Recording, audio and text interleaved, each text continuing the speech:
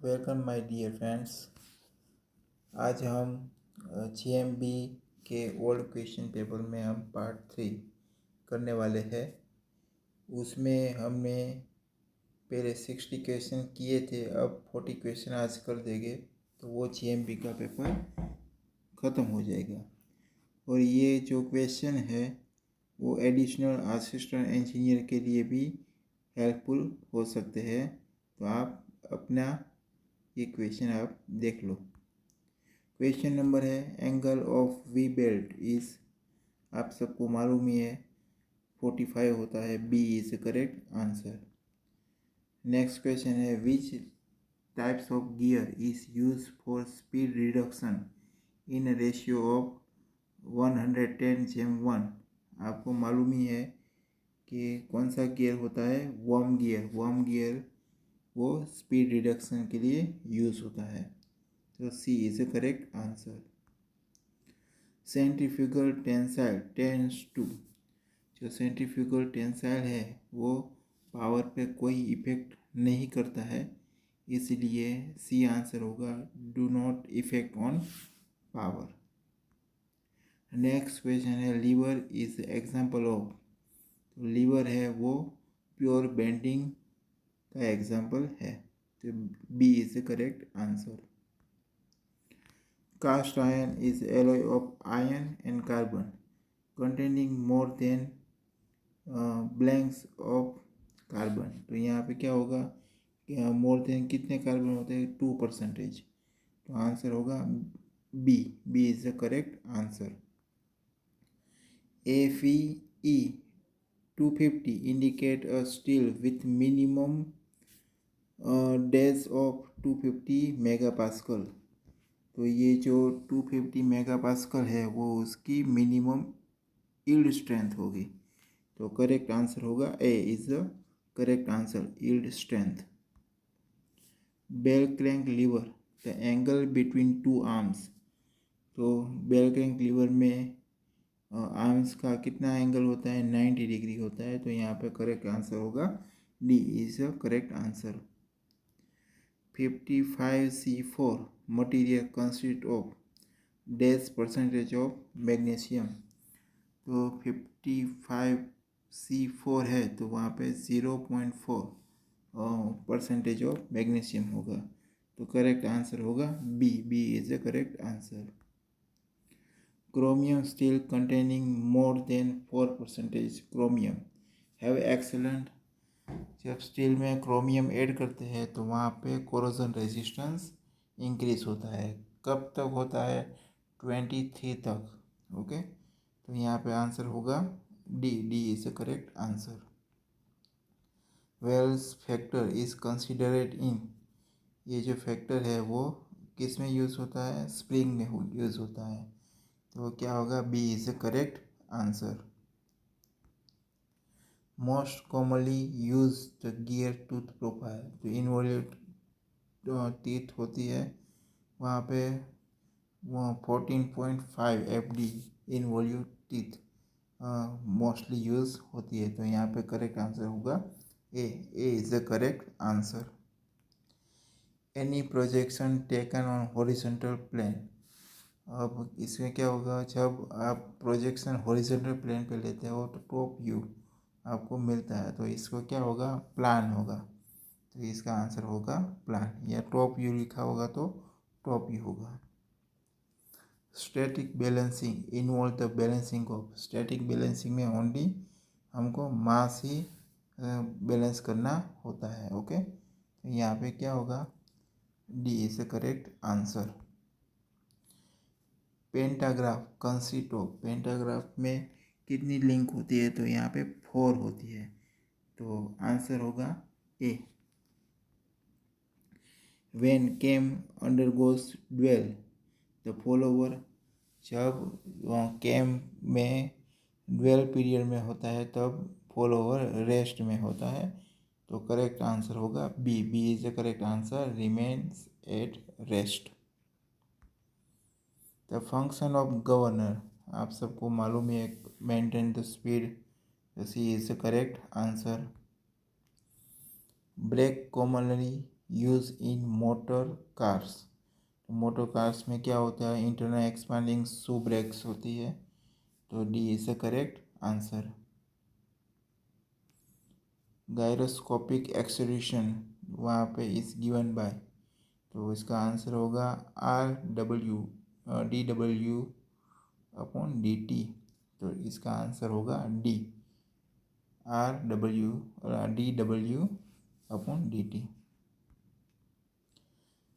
In spring mass system, if mass is half and spring stiffness is double, तो natural frequency में क्या होगा, तो मास हाफ है, स्टिफनेस डबल है, तो क्या होगा, नेचुरल फ्रीक्वेंसी क्या हो जाएगी, हाफ हो जाएगी, तो A is the correct answer.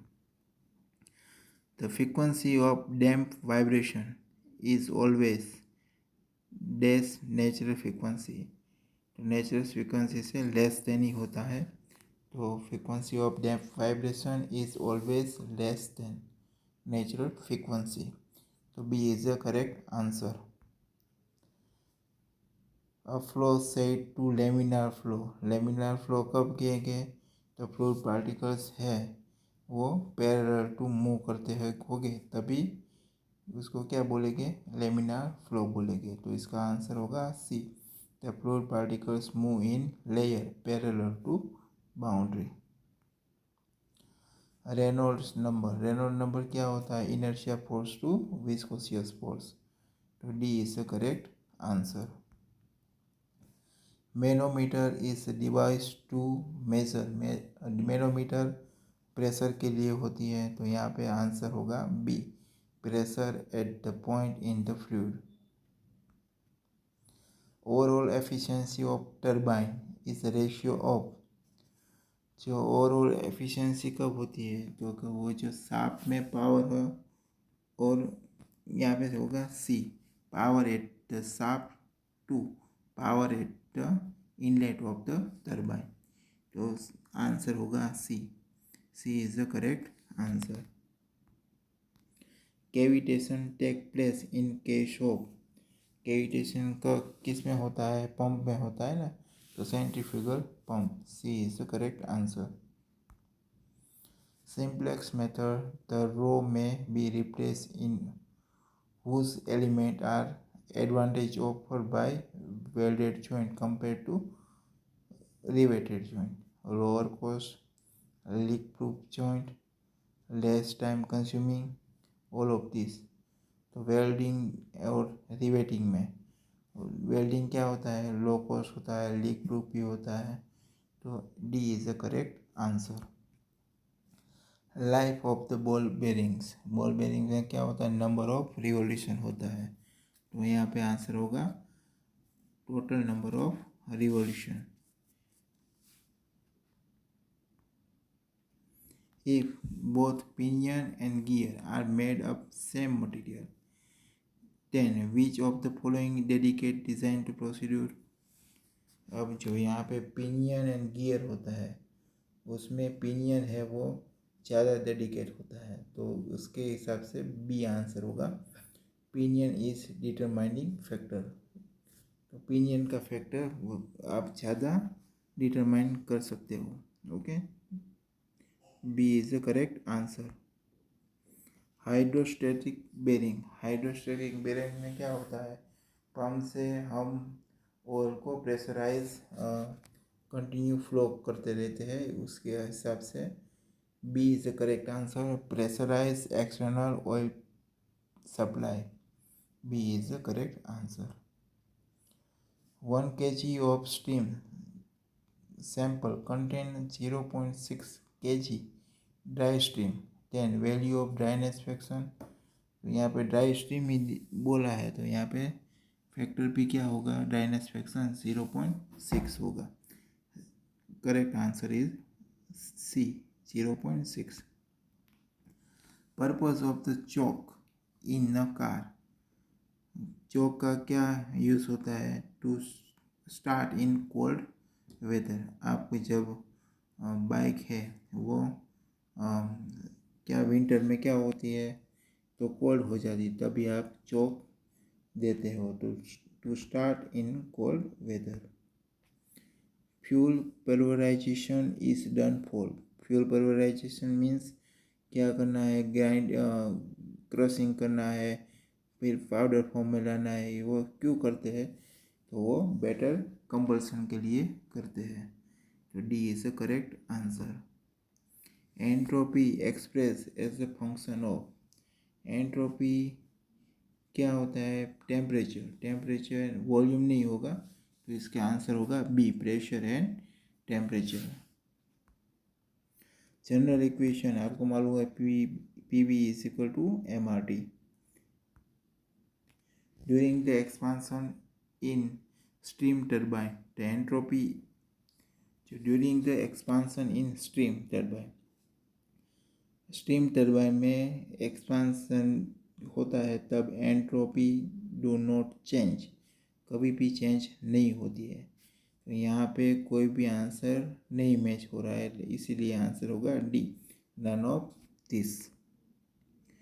Intercooler is doing in the multi stage compressor. Multi stage compressor में जो इंटरकूलिंग से क्या फ़ायदा होता है? तो जो कंप्रेसर का वर्क है वो कम हो जाता है।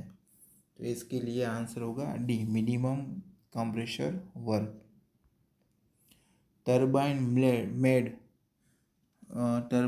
Blades are made up of.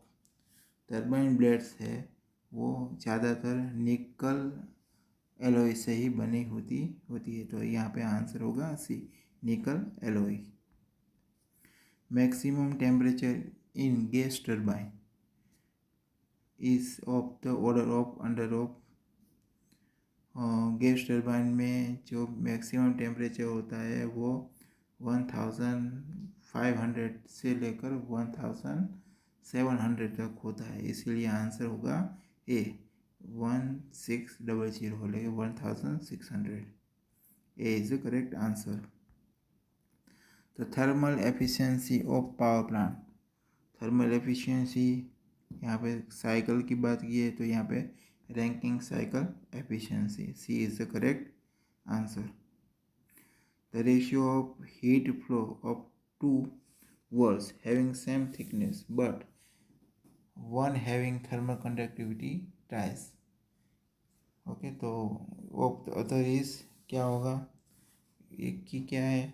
Twice है। दूसरे की क्या होगा? तो 1/3 होगा। A is the correct answer. जो आपको ये वीडियो पसंद आया हो तो लाइक कीजिए और मुझे अप्रिशिएट कीजिए। मैं कोई पीसी से नहीं ये वीडियो बना रहा हूँ, मैं ये मोबाइल से वीडियो बना रहा हूँ। पहले मैं ये क्वेश्चन टाइप करता हूँ, फिर मैं आपको ये 5 या 10 मिनट्स का वीडियो बनाता हूँ। तो प्लीज़ लाइक कीजिए, सब्सक्राइब कीजिए। Thank you.